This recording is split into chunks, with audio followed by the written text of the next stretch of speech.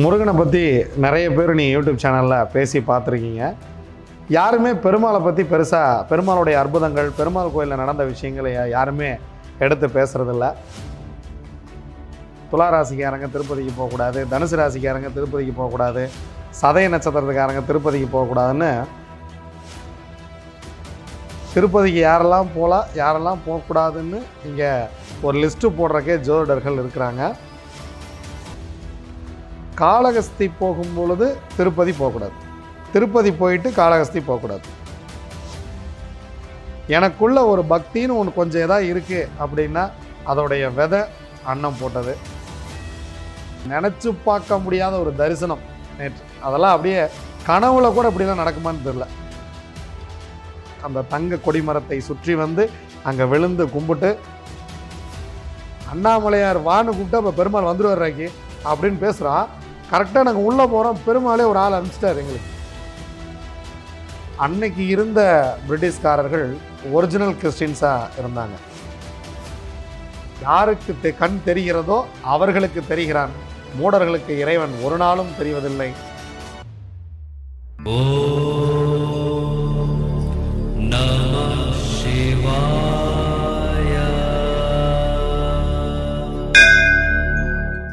அனைவருக்கும் வணக்கம். நான் உங்கள் தம்புரான் ரிஷபானந்தர்.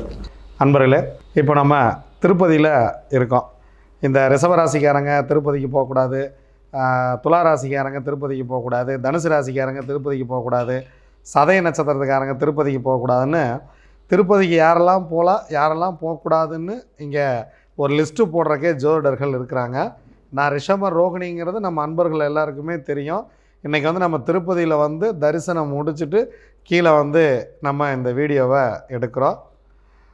இதில் வந்து நான் வந்து மக்களுக்கு சொல்கிறது என்ன அப்படின்னா, இவங்க அங்கே போகக்கூடாது அவங்க இங்கே போகக்கூடாதுன்னு எதுவுமே கிடையாது. அப்படி ஒரு சப்ஜெக்டே கிடையாது. அதில் வந்து நீங்கள் உன்னிப்பாக கவனிக்க வேண்டிய விஷயம் என்ன அப்படின்னா, காளகஸ்தி போகும் பொழுது திருப்பதி போகக்கூடாது, திருப்பதி போயிட்டு காளகஸ்தி போகக்கூடாது. ஏன் அப்படின்னா அங்கே ராகு உச்சம், இங்கே சந்திரன் உச்சம். ஆனால் இரண்டு தனித்தனியாக நீங்கள் எப்போ வேணால் போய்க்கலாம். வந்து திருப்பதியில் வந்து ஒரு நாள் தங்கிட்டு அடுத்த நாள் காலையில் எழுந்திரிச்சு காளகஸ்தி போய்க்கலாம். காளகஸ்தி போய் ஒரு நாள் சாமி கும்பிட்டு காளகஸ்தி பெருமானை வணங்கிட்டு வந்து தங்கிட்டு அதன் பிறகு நீங்கள் திருப்பதியில் மேலே போய் சாமி கும்பிட்டுக்கலாம். இன்றைக்கி வந்து நம்ம திருப்பதியில் வந்து தரிசனத்தை நிறைவாக பண்ணிட்டோம். இறைவன் வந்து மிக சிறப்பித்து நமக்கு தரிசனம் கொடுத்துருக்கிறார். அதை பற்றி நம்ம இன்றைக்கி விரிவாக பேச இருக்கிறோம். அதுக்கு முன்னாடி இன்றைக்கி வந்து என்னுடைய 25 ஆண்டுகால நண்பரும் என்னுடைய அண்ணனுமான திரு அண்ணாமலையார் அவர்கள் நம்மளோட இருக்காங்க. பெருமாளுக்கு ரொம்ப வேண்டப்பட்டவர் ஸ்ரீ ராமானுஜதாசன். நம்ம திருப்பூர் ஆஃபீஸில் வந்து ஜோதிடம் பார்த்த எல்லாருக்குமே தெரியும். சைடில் பெருசாக ஒரு சிவபெருமான் படம் ஒன்று நம்ம ஒரு கையில் வரைஞ்ச படம் ஒன்று பெருசாக ஒன்று நம்ம பண்ணியிருப்போம், ஒரு ஃப்ரேம் போட்டு மாட்டியிருப்போம். அந்த படம் வந்து இவர் வந்து எனக்காக அண்ணன் வரைந்தது. அண்ணனை வந்து அறிமுகப்படுத்தி வைக்கிறதுக்கு நான் ரொம்ப பெருமைப்படுறேன்.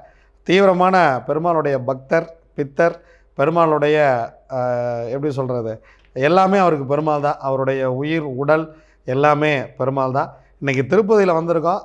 திருப்பதியை பற்றி அவர் நேற்று நிறைய விஷயங்கள் என்னோட பகிர்ந்துக்கிட்டார். அதை பற்றி மக்களுக்கும் சொல்லுங்கள் அப்படிங்கிறக்காக நம்ம ரிஷபானந்தர் யூடியூப் சேனலில் முதல் முறையாக ஒருத்தரை நம்ம பேச வைக்கிறோம். அது அண்ணாமலையாருங்கிறது எனக்கு ரொம்ப சந்தோஷம், எனக்கு ரொம்ப மகிழ்ச்சி. அண்ணா வணக்கண்ணா. வணக்கம் சாமிகள். எல்லா வளமும் பெற்று இன்புற்று மகளோடு வாழுங்கண்ணே. ஒரு மக்களுக்கு ஒரு வணக்கத்தை நல்லா சொல்லிடுங்க. பக்த கோடிகள் அனைவருக்கும் வணக்கம். யூடியூப் சேனல் பார்க்கின்ற அனைத்து வியூவர்ஸர்களுக்கும் வணக்கம்.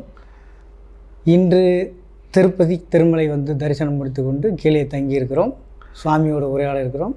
சுவாமி முருகனை பற்றி நிறைய பேர் நீங்கள் யூடியூப் சேனலில் பேசி பார்த்துருக்கீங்க.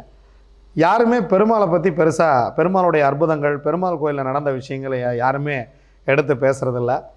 ஒரு சிவனடியார் ஒரு தீவிர ஒரு பெருமாள் பக்தரை இன்டர்வியூ பண்ணால் எப்படி இருக்கும், ஒரு பெருமாள் பக்தர் ஒரு சிவனடியாரோடு சேர்ந்துருந்தால் எப்படி இருக்கும் அப்படிங்கிறத நம்ம தொடர்ந்து பார்க்க இருக்கிறோம். ஒவ்வொரு பெருமாள் கோயில்களை பற்றியும் அங்கே நடந்த அற்புதங்களை பற்றியும், பெருமாளுக்கு பக்தர்கள் செய்த சேவைகளை பற்றியும், பக்தர்களுக்கு பெருமாள் காட்டிய அற்புதங்களை பற்றியும் நமது சேனலில் மட்டுமே அண்ணா வந்து எக்ஸ்க்ளூசிவாக பேச இருக்கிறாரு. தொடர்ந்து வந்து நம்ம பல கோயில்களை இன்றைக்கி பார்க்க இருக்கிறோம். அண்ணா வந்து இதுவரைக்கும் கண்டிராத பிற பெருமாள் அற்புதங்களை பேச இருக்கிறார். ஏன்னா யாருமே இதை பற்றி பேசவே மாட்டேங்கிறாங்க. எல்லோரும் முருகனை பற்றி ஒருத்தர் முருகனை பற்றி பேசி ட்ரெண்ட் ஆனவொன்னே எல்லாரும் முருகனை பற்றியே பேச ஆரம்பித்தாச்சு.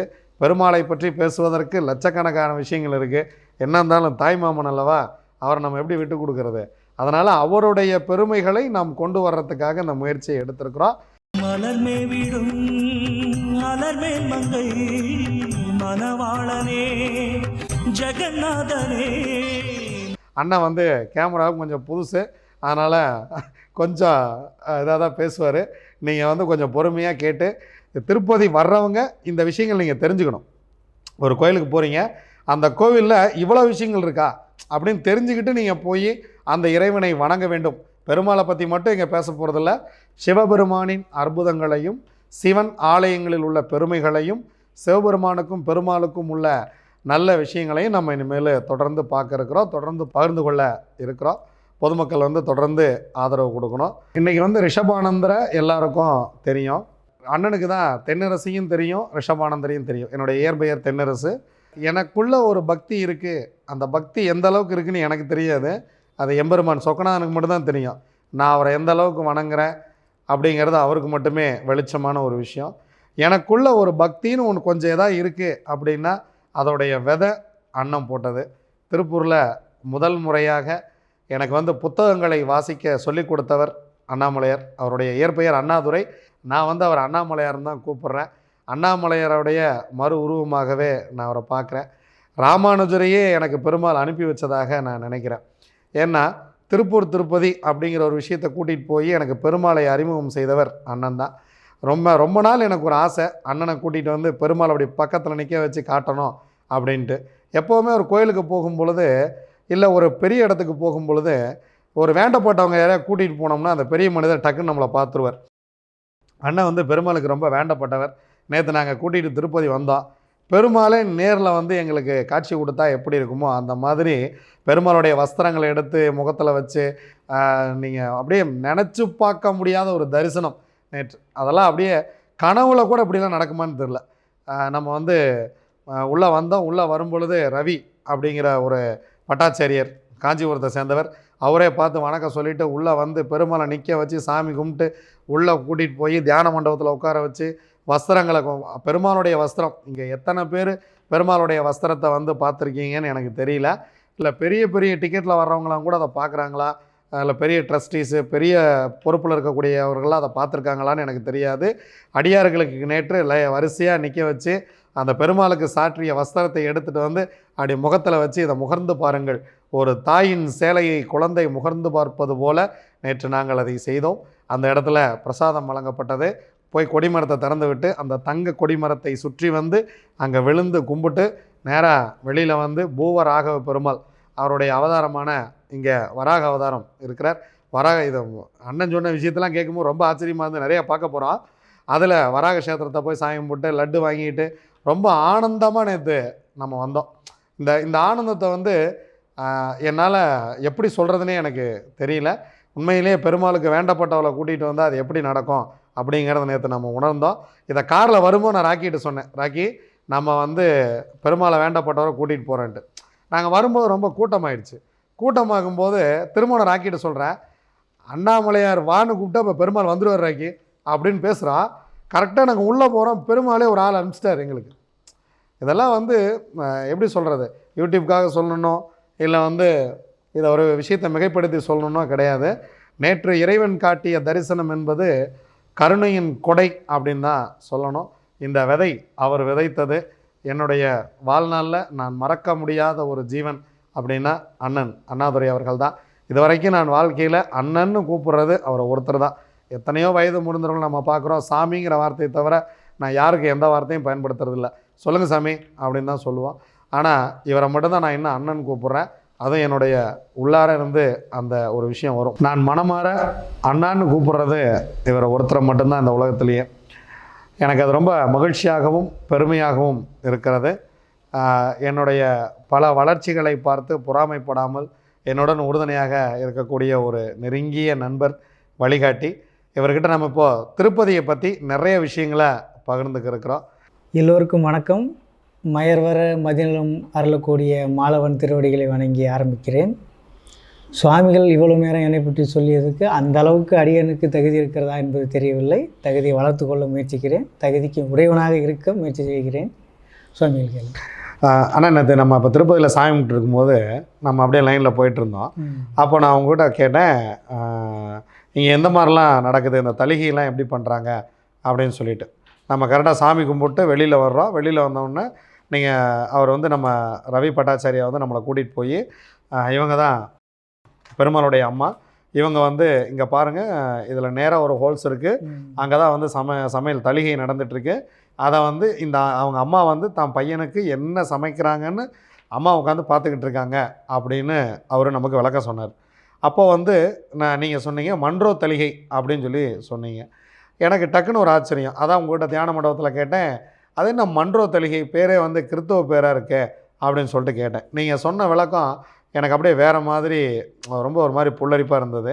மதம் கடந்த விஷயங்கள்லாம் எப்படி நடந்துக்கிட்டு இருக்கு அப்படின்ட்டு, மதம் கடந்து எப்படி பெருமாள் பக்தர்களாக இருக்கிறார்கள் அப்படிங்கிறத, அந்த மன்றோ தலிகையை பற்றி நம்ம நேரில் கொஞ்சம் சொல்லுங்கண்ணே. 17ஆம் நூற்றாண்டுடைய இறுதி பகுதியில் பிரிட்டிஷ் கவர்னராக, சென்னை மாகாண கவர்னராக சர் தாமஸ் மன்றோ அவர்கள் பதவியேற்றுகிறார். சித்தூருக்கும் அவர் தான் கலெக்டர். திருமலை சித்தூருக்கு சேர்ந்தது அப்படிங்கிறனால திருமலையும் அவங்களுடைய கட்டுப்பாட்டில் வருது. திருமலையில் அப்போ நிர்வாகங்கள் சரியில்லாமல் சில பல குறைபாடுகள் இருந்ததுனால பிரிட்டிஷ் அரசாங்கம் தலையிட்டு அவங்க கட்டுப்பாட்டில் கொண்டு வருகிறார்கள். இப்போ அவருக்கு பெருமாள் நிறைய அற்புதங்கள் பண்ணியிருக்கார். தரிகொண்டா அப்படிங்கிற ஊரில் வெங்கமாமா அப்படிங்கிற ஒரு பக்தை வீட்டில் ஒரு வெள்ளி கிண்ணி திடீர்னு தோன்றுறது. திருமலையிலேருந்து காணாமல் போன கிண்ணி அது அங்கே இருந்தது அவர் தான் பார்த்து கண்டுபிடிக்கிறார். அதை பார்த்து ரொம்ப ஆச்சரியப்படுறார். இதனால் பெருமாள் மேலே அவர் ரொம்ப ஈடுபாடாக பக்தராக மாறுறார். இவருடைய பதவிக்காலம் முடிய போகிறது. மனைவி இறந்து போகிறார். அதற்காக கூட இவர் இங்கிலாந்து சென்றதாக தெரியவில்லை. இவர் இந்தியாவை விட்டு வெளியேறவே விரும்பவில்லை. பெருமாள் மீது அவ்வளவு பக்தி கொண்டவராக இருக்கிறார். இறுதி காலத்தில் தன்னுடைய சொத்துக்கள் அனைத்தையும் விற்று சென்னையில் இருக்கின்ற வங்கியில் முதலீடு செய்து அதில் வரக்கூடிய வட்டி அந்த பணத்தில் அதிகாலையில் பெருமாளுக்கு நைவேத்தியம் செய்யப்படுகின்ற தலிகை என்னுடைய பணத்தில் தான் சந்திர சூரியர் உள்ள காலம் வரை படைக்க வேண்டும் என்று அவர் அப்போது உத்தரவுப்பட்டிருக்கார். இன்று வரைக்கும் அது நடைமுறையில் உள்ளது. அந்த தலிகைக்கு மன்றோ தலிகை என்று பெயர். அந்த அளவுக்கு பிரிட்டிஷார் மனதையும் கவர்ந்தவன் நம் மாலவன் வெங்கடவன். எத்தனை மணிக்கு இந்த தலிகை மன்றோ தலிகை வந்து எத்தனை மணிக்கு நடக்குது? மன்றோ தலிகை 3 மணிக்கு சுவாமி நடை திறந்து அவருக்கு அபிஷேகம் எல்லாம் முடிந்து தோமால சேவை முடிந்த பிறகு இந்த வெண்ணெய் சார்த்தப்பட்ட அன்னம் மண் பாத்திரத்தில் படைக்கப்படுகிறது. இதுவே மன்றோ தலிகை என்று அழைக்கப்படுகிறது. இது காலம் காலமாக 2 நூற்றாண்டுகளாக தொடர்ந்து நடந்து கொண்டிருக்கிறது. திருமலையில் இருக்கக்கூடிய தெய்வம் நம் இந்துக்களுக்கோ தமிழர்களுக்கோ அல்லது தெலுங்கர்களுக்கோ மட்டும் சொந்தமானவர் அல்ல. உண்மையான அன்பு செலுத்தினால், பக்தி கூட வேண்டியதில்லை, உண்மையான அன்பு செலுத்தினால், அந்த பகவான் மீது ஈர்ப்பு இருந்தால் அனைவருக்கும் பொதுவானவன் இறைவன், கருணையே வடிவானவன் இறைவன் என்பதற்கு வேறு சாட்சி வேண்டியதில்லை. பிரிட்டிஷ் கவர்னர் மனதை இந்த அளவுக்கு கவர்ந்திருக்கிறான் மாலவன் என்றால் கோவிந்தரு அந்தரிவாடு என்பதில் எந்த சந்தேகமும் இல்லை. இல்லை, என்னென்னா இன்றைக்கி வந்து எல்லாம் மதத்தை பிடிச்சிக்கிட்டு என் மதம் பெருசு, ஓ மதம் பெருசு, இந்த கடவுள் தான் பெருசு, அந்த கடவுள் தான் பெருசுன்னு நினைக்கிறோம். ஆனால் அன்னைக்கு இருந்த பிரிட்டிஷ்காரர்கள் ஒரிஜினல் கிறிஸ்டின்ஸாக இருந்தாங்க. முறையாக கர்த்தரை கடைபிடிக்கக்கூடிய நண்பர்களாக இருந்திருக்கிறாங்க. அப்படிப்பட்ட ஒருத்தர் இந்த சூரியனும் சந்திரனும் இருக்கும் காலம் வரைக்கும் என்னுடைய பெயரில் தான் இந்த தலிகை நடக்க வேண்டும் அப்படின்னு சொல்லிட்டு சென்னையில் உள்ள இந்தியன் பேங்க்கில் அவரோட பேரில் பதிவு பண்ணியிருக்காரு. இன்ன வரைக்கும் அதை பண்ணிக்கிட்டு இருக்காங்கன்னு நினைக்கும் போது அது என்ன கருணுன்னு அதை சொல்கிறது. பெருமாள் நேரில் போய் அவருக்கு எத்தனை அற்புதங்களை இப்போ காட்டியிருந்தால் இது வந்து நடந்திருக்கும். இது வந்து ஒரு பெரிய விஷயம். இங்கே வர்றவங்க நீங்கள் வந்து அந்த தலிகை இங்கே உள்ளே வரும்பொழுதே உங்களுக்கு மன்றோ ஞாபகத்துக்கு வரணும், தாமஸ் மன்றோ உங்களுக்கு ஞாபகத்துக்கு வரணும் அப்படிங்கிறதா விஷயம். ஏன்னா இறைவன் எல்லா இடத்துலையும் நேரில் வர்றான். யாருக்கு கண் தெரிகிறதோ அவர்களுக்கு தெரிகிறான். மூடர்களுக்கு இறைவன் ஒரு நாளும் தெரிவதில்லை, அது எந்த மதமாக இருந்தாலும் சரி. திருப்பதிக்கு வர்ற எல்லாருக்குமே தெரியும், ஸ்ரீனிவாச பெருமாள் மேலே இருக்கார், மகாலட்சுமி தாயார் மார்பிள் இருக்காங்க, இங்கே கீழே தாயார் சன்னதி இருக்குது, மேலே வந்து எல்லாருக்குமே பெருமாளுடைய மலை அப்படின்னு தெரியும். இதை வந்து 7 குண்டில் வாடா கோவிந்தான் எல்லோரும் சாமி முட்டில் போயிட்டே இருக்கிறோம். ஆனால் என்ன விஷயம்னா, நேற்று தான் எனக்கு ஒரு ஆச்சரியத்தக்க தகவல் என்னென்னா, இந்த மலை பெருமாளுக்கே சொந்தம் இல்லை, இந்த மலைக்கு சொந்தக்காரர் வேறு ஒருத்தர், பெருமாள் அங்கே வந்து தங்கினவர் தான் அப்படிங்கிற ஒரு விஷயம். அதை கேட்டு நான் ரொம்ப ஆச்சரியப்பட்டு போனேன். அண்ணா அப்படியே உள்ள சாமி கும்பிடும்போது ஒவ்வொரு இடமா சொல்லிக்கிட்டே வர்றார். இது வந்து ராமானுஜருடைய மாமா, அவருக்கு இங்கே வந்து கோயில் இருக்குது, இந்த இடத்துல தாயம் விளையாடுற மாதிரி இருக்குது பாருங்கள், இதோடைய விஷயம் என்ன, இது வந்து குலசேகரப்படி அப்படின்னு சொல்லிட்டு. இப்போ வந்து நம்ம வந்து நாளைக்கு என்ன பார்க்க போகிறோம்னா குலசேகரப்படி அப்படின்னா என்னென்னு நம்ம தெரிஞ்சுக்க இருக்கிறோம். இது வரைக்கும் நம்ம பொன்னான நேரத்தை நமக்காக செலவிட்ட அண்ணாதுரை அண்ணன் அவர்களுக்கும், அண்ணாதுரை அண்ணனை எனக்கு அறிமுகம் செய்து வைத்த எம்பெருமான் சொக்கநாதருக்கும், நம்மளை இந்த அரியும் சிவனும் ஒன்றுன்னு நம்மளை 2 பேர்த்தையும் உட்கார வச்சு பேச வைத்த எம்பெருமான் சொக்கநாதனுக்கும் ரங்கநாதனுக்கும் இந்த இடத்துல நம்ம நன்றி சொல்லிக்கிறோம். நேயர்கள் அனைவருக்கும் நன்றி, வணக்கம். நான் உங்கள் தம்புரான் ரிஷபானந்தர். மீண்டும் அடுத்ததில் சந்திப்போம். நன்றி, வணக்கம். மலர்மே விடும் அலர்மேல் மங்கை மணவாளனே ஜெகநாதனே